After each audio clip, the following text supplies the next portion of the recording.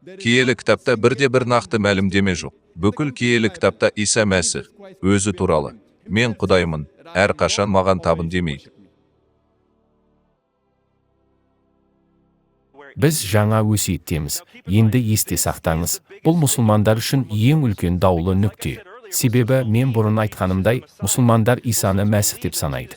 Мұсылмандар Исаны өмір сүрген ең керемет адам деп санайды. Кейбір мұсылмандар оны бұрын соңды жер бетінде жүрген жалғыз күнәсіз пайғамбар деп санайды. Бірақ сіз Иса Құдай деп айтқан сәтте, мұсылманның көз алдында сіз ең жаман күпірлік жасайсыз. Құран 4-ші сүреде 171-ші аятта, сондай-ақ 5-ші сүреде 72-ші аятта анық айтады: егер сіз Исаның Құдай екеніне сенсеңіз, сіз тозаққа барасыз. Мұсылман дүниетанымында бұл талқылауға жатпайды. 5-ші сүреде 116-ші аятта Исаның Алламен диалогы көрсетілген. Онда Алла Исадан: сіз адамдарға саған ғибадат етуді айттыңыз ба? Ал Иса: мен оларға мұндай нәрсені айтуға құқығым жоқ деп жауап береді.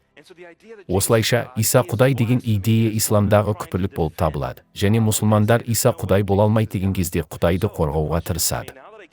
Міне, менің алдымда сұрақ туындады: егер мен жаңа өсиет сенімді деген қорытындыға келсем, онда неге Иса ешқашан өзін Құдай деп тікелей айтпайды? Мен бұл сұрақты тереңірек зерттей бастадым. Менің досым Дэвид маған Жоханның ізгі хабарын беріп, мұны оқы деді.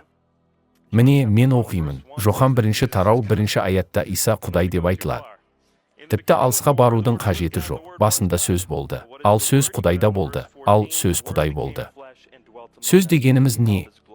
Егер сіз 14-ші аятқа түссеңіз, сөз етке айналды және біздің арамызда өмір сүрді. Біз оның даңқын көрдік.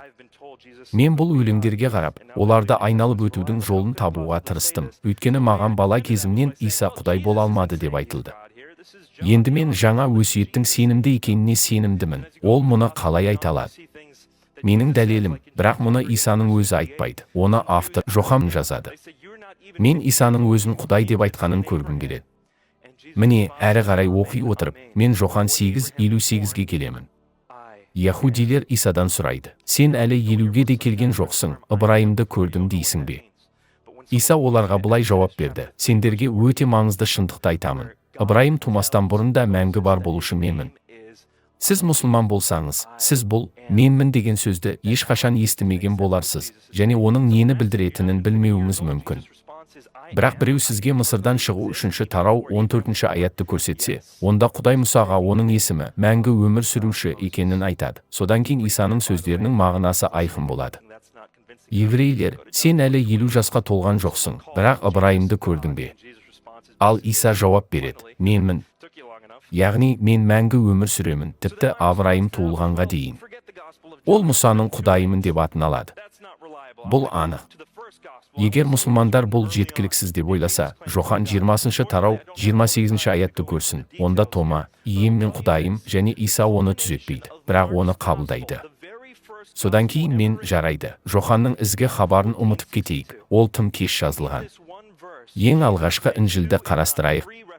Міне, ең бірінші жазылған Інжілде, Марқа 14-ші тарау 62-ші аятта, Иса ескі өсиетке 2, тіпті 3 сілтеме жасайды және іс жүзінде айтады: мен Мұсаның Құдайымын, мен Даниэлдің Құдайымын, мен Дәуіттің Құдайымын. Оның айтқаны соншалық, бас діни қызметкерлер бірден киімдерін жыртып айғайлайды: сіз кәпірлікті естідіңіз. Біз не істеуіміз керек? Бұл оның айқышқа шегеленуіне себеп болды. Егер ол Құдай болмаса, олар дұрыс болар еді. Сонымен Иса өзін Құдай деп санайды. Менің басымда не болғанын елестетіп көріңіз. Мен мұсылман болғандықтан, жаңа өсиет сенімді деген қорытындыға келдім. Енді мен одан Исаның өзін Құдай деп айтқанын көремін. Бұл маған исламда үйреткеннің бәрін жалған етеді. Біз Исаны құрметтеуіміз керек, бірақ оның өзін Құдай деп санайтынының дәлелі: мен онымен қалай боламын? Бұл қайшылық мені жынды ете бастады. Осы уақытқа дейін мен досым Дэвидпен дауластым. Бірақ қазір бұл сұрақ менің бүкіл өмірімді анықтай алатынын түсіндім. Мен қызу дұға ете бастадым. Содан кейін қайтадан Дэвидке барып, мен шындықтың не екенін түсінуім керек. Мәсіхшілікті шындыққа айналдыратын не? Мен римдіктерге 10-шы тарау 9-шы аятта жауап таптым. Егер сенің аузыңмен Исаны емізбе мойындасаң, және Құдай оны өлімнен қайта тірілтті деп сенуге жүрегің болса, онда сен өзіңді құтқарасың. Міне мәселе. Сіз тіпті шағын емтихан болады деп күткен жоқсыз. Исаның иеміз екенін аузыңмен мойындау, және Құдай оны өлімнен қайта тірілтті деп жүрегіңмен сену, сонда сен құтқарыласың. Мәсіхшілдік шынайы болу үшін Иса Құдай болуы керек, айқышта өліп қайта тірілуі керек.